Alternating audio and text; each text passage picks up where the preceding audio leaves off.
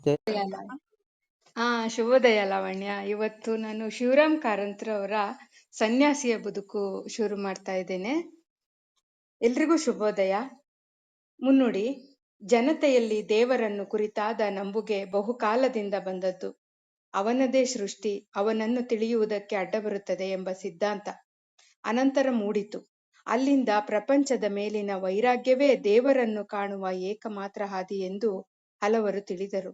ಅಂಥ ಜನರಲ್ಲಿ ಹಲವರು ಪ್ರಾಪಂಚಿಕವಾದ ಯಾವುದಾದರೊಂದು ನಿರಾಶೆಗೆ ಗುರಿಯಾಗಿ ಜಗತ್ತಿಗೆ ತಮ್ಮ ಕರ್ತವ್ಯವೇನಿಲ್ಲವೆಂದು ತಿಳಿದು ದೇವರನ್ನು ಹರಸಿ ಹೋಗುವುದೂ ಉಂಟು.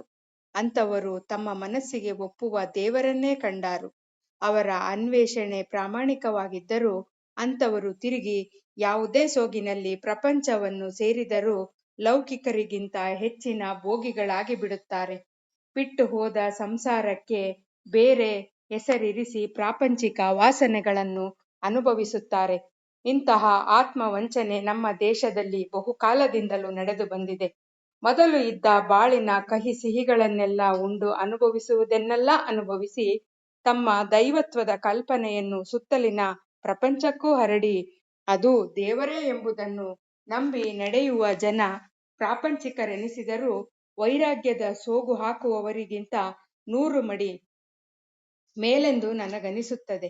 ಇಲ್ಲಿ ಅಂಥ 2 ಜೀವಿಗಳ ಚಿತ್ರವನ್ನು ಕೊಡಲು ಯತ್ನಿಸಿದ್ದೇನೆ. ದೇವರ ದಾಸರಾಗಲು ಹೋಗಿ ತಾವೇ ದೇವರೆಂದು ನಟಿಸತೊಡಗುವ ಜನಕ್ಕೂ ಮಾಯೆಯಂತಹ ಪ್ರಾಮಾಣಿಕ ಭಕ್ತಳಿಗೂ ಇರುವ ತಾರತಮ್ಯ ಬಹಳ. ಒಬ್ಬರ ತತ್ವಜ್ಞಾನ ತನ್ನ ಸುತ್ತಣ ಜಗತ್ತಿನ ವಂಚನೆ, ಇನ್ನೊಬ್ಬರದು ತನ್ನ ಮತ್ತು ಜಗತ್ತಿನ ಸುಖ ಸಾಧನೆ. ಇವರಿಬ್ಬರಲ್ಲಿ ಯಾರು ಶ್ರೇಷ್ಠರೆಂಬುದು ಸ್ವಯಂ ವ್ಯಕ್ತ. ಈ ಕಥೆಯಲ್ಲಿ ನಿರ್ಮಾಣವಾದ ಸನ್ಯಾಸಿಯ ಪೂರ್ವ ಸಂಸಾರ ಅಪರ ಸಂಸಾರಗಳಲ್ಲಿ ಯಾವುದು ನಮ್ಮ ಅನುಕಂಪಕ್ಕೆ ತಕ್ಕುದೆಂಬುದನ್ನು ನಾವು ಯೋಚಿಸಬೇಕಾದ ವಿಷಯವೇ. ಇದು 1948ರಲ್ಲಿ ಬರೆದಿರೋದು ಶಿವರಾಮ್ ಕಾರಂತರು. ಇವತ್ತು ಮೊದಲನೇ ಅಧ್ಯಾಯ.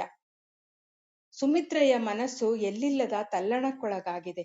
ನೆನ್ನೆ ಸಂಜೆಯಿಂದ ಈ ಗಳಿಗೆಯ ತನಕ ಅವಳ ಮನಸ್ಸಿನಲ್ಲಿ 100 ಬಗೆಯ ಯೋಚನೆ, ಕಲ್ಪನೆ, ನೋವು, ಹೆದರಿಕೆಗಳೆಲ್ಲ ತೆರೆ ತೆರೆಯಾಗಿ ಉಕ್ಕಿ ಬಂದು ಹೋಗುತ್ತಿವೆ. ಆಕೆಯ ಪತಿ ಶಂಕರರಾಯ ನೆನ್ನೆ ಸಂಜೆಯ ಉಪಹಾರಕ್ಕೂ ಮನೆಗೆ ಬಂದಿರಲಿಲ್ಲ. ರಾತ್ರಿಯ ಊಟಕ್ಕೂ ಬಂದಿರಲಿಲ್ಲ. ರಾತ್ರಿ 2 ಗಂಟೆಯ ತನಕವೂ ಅವಳು ಅವನಿಗಾಗಿ ಕಾದು ಹತಾಶಳಾಗಿದ್ದಳು. ಆಮೇಲೆ ಮಲಗಿಕೊಂಡಳು. ನಿದ್ರೆ ಬರಲಿಲ್ಲ. ಬಂದ ನಿದ್ರೆಯೂ ಹಾಳುಗನಸುಗಳಿಂದ ತುಂಬಿದ್ದವು. ಕೆಂಗಣ್ಣುಗಳಿಂದಲೇ ಹಾಸಿಗೆಯಿಂದ ಎದ್ದು ಬೆಳಗ್ಗೆ ಮಕ್ಕಳಿಗಷ್ಟು ಗಂಜಿ ಬೇಯಿಸುತ್ತಾ ಒಲೆಯ ಮುಂದೆ ಕುಳಿತಳು. 10-8 ಬಾರಿ ಬಾಗಿಲ ಬಳಿ ಹೋಗಿ ಕದ ತೆರೆದಳು. ಕದ ತೆರೆದು ಮುಚ್ಚಿ ಬಂದಳು.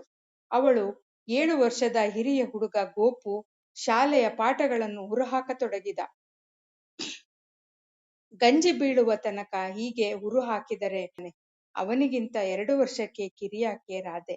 ಆಕೆ ಇನ್ನೂ ಶಾಲೆಗೆ ಹೋಗತೊಡಗಿಲ್ಲ. ಅವಳ ಗಳಿಗೆಯೆಲ್ಲ ತಂದೆ ತಾಯಿಯರ ತೋಳುಗಳಲ್ಲೇ ಕಳೆಯುವುದು ವಾಡಿಕೆ. ಸಂಜೆ 5 ಗಂಟೆಯಾದರೆ ಅಪ್ಪನಿಗಾಗಿ ಬಾಗಿಲ ಬಳಿ ಕಾದಿರುತ್ತಾಳೆ. ತಂದೆಯೊಡನೆಯೇ ಅವಳಿಗೆ ಕಾಫಿ ಉಪಹಾರಗಳಾಗಬೇಕು. ಅನಂತರ ತನ್ನನ್ನು ತಿರುಗಾಟಕ್ಕೆ ಕರೆದುಕೊಂಡು ಹೋಗೆಂದು ಹಠ ಮಾಡುತ್ತಾಳೆ. ಆತ ಕರೆದೊಯ್ದರೂ ಒಯ್ದ, ಇಲ್ಲವಾದರೂ ಇಲ್ಲ.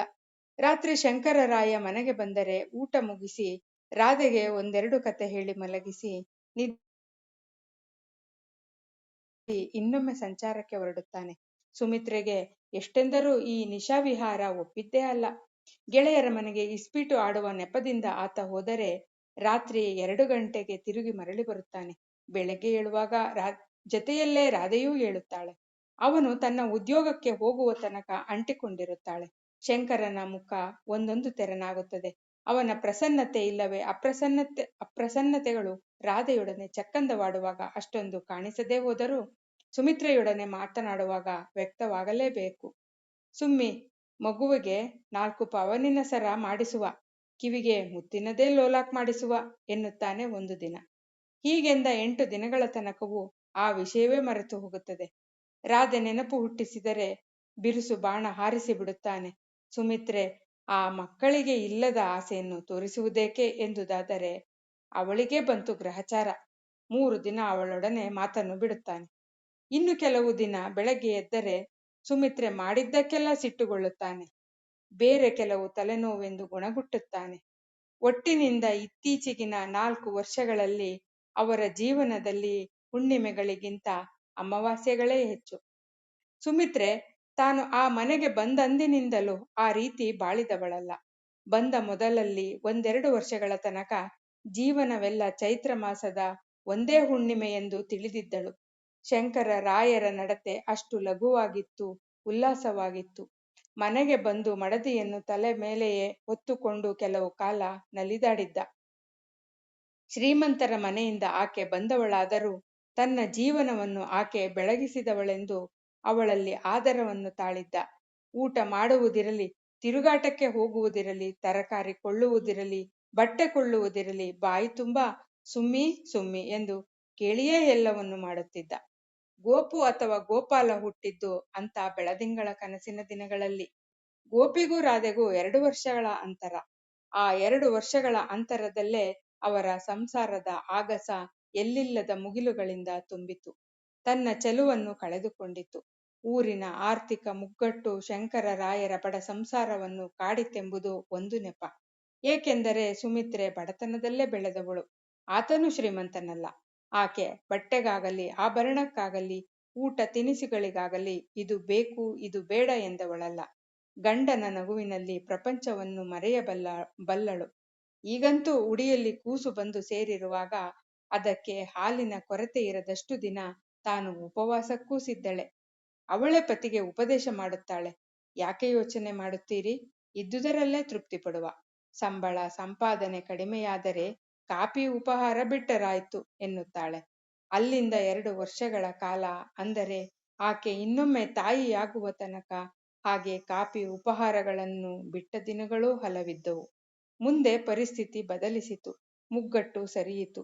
ಶಂಕರನ ಗುಮಾಸ್ತಿಕೆಯ ವೇತನ 30ರಿಂದ 40ಕ್ಕೆ ಏರಿತು. ಆತ ಪ್ರತಿ ತಿಂಗಳೂ ಮನೆಗೆ ಕೊಡುತ್ತಿದ್ದ 25 ರೂಪಾಯಿಗಳು 30 ಮಾತ್ರ ಆಗಲಿಲ್ಲ. ಎಷ್ಟೋ ಬಾರಿ 20 ಆದುದೂ ಉಂಟು. ಇದರಿಂದ ಒಮ್ಮೊಮ್ಮೆ ಪತಿಯ ವರಮಾನ ತಿಳಿದ ಆಕೆ ಈ ಉಳಿದ ಹಣ ಏನಾಗುತ್ತದೆ, ಮಕ್ಕಳಿಗೇನಾದರೂ ವಸ್ತು ಒಡವೆ ತರಬಹುದಲ್ಲ ಎಂದು ವಿಚಾರ ಮಾಡುತ್ತಾಳೆ. ತನಗಾಗಿ ಆಕೆ ಏನನ್ನೂ ಬೇಡುವುದಿಲ್ಲ. ಆದರೆ ಅವಳು ಅಂಥ ಸಲಹೆ ಕೊಟ್ಟಾಗ ಶಂಕರರಾಯ ಅಪ್ರಸನ್ನನಾಗುತ್ತಾನೆ. ನನ್ನಲ್ಲಿ ಅನುಮಾನ ಎಣಿಸುತ್ತೀಯೇ ಎಂದು ಕುಪಿತನಾಗುತ್ತಾನೆ. ಅದರಿಂದ ಸುಮಿತ್ರೆ ಕಂಬನಿಗೆರೆದರೆ ತಾನೊಮ್ಮೆ ತಗ್ಗಿ, ಹಾಗಲ್ಲ, 10 ಜನರೊಂದಿಗೆ ಅಂಗಡಿಯಲ್ಲಿ ಕಲರವ ಮಾಡುವಾಗ ಅವರಂತೆ ನಾನೂ ಇರಬೇಕಾಗುತ್ತದೆ, ತೀರಾ ಜಿಪುಣನೆಂದು ತೋರಿಸಿಕೊಳ್ಳಬಾರದಲ್ಲ ಎಂದು ಸಮಾಧಾನ ಹೇಳುತ್ತಾನೆ. ಆತ ಜಿಪುಣನಲ್ಲವೆಂಬುದು ಸುಮಿತ್ರೆಗೂ ಗೊತ್ತು. ಕೆಲವೊಂದು ದಿನ ಮನೆಗೆ ಬೇಡದ ಸಾಮಾನುಗಳನ್ನು ತಂದು ಸುರಿಯುವುದುಂಟು. ಇದಕ್ಕೆಲ್ಲ ಯಾಕೆ ಹಣ ಸುರಿಯುತ್ತೀರಿ ಎಂದು ಆಕೆ ಕೇಳಿದರೆ ಅದಕ್ಕೂ ಮುನಿಸಿನ ಉತ್ತರ ಬರುತ್ತದೆ. ಇವತ್ತು ಇಲ್ಲಿಗೆ ನಿಲ್ಲಿಸಿರ್ತೇನೆ. ಮತ್ತೆ ಉಳಿದ ಭಾಗವನ್ನು ನಾಳೆ ಮುಂದುವರಿಸ್ತೇನೆ. ಕೇಳಿದ್ದಕ್ಕಾಗಿ ಎಲ್ಲರಿಗೂ ಧನ್ಯವಾದಗಳು.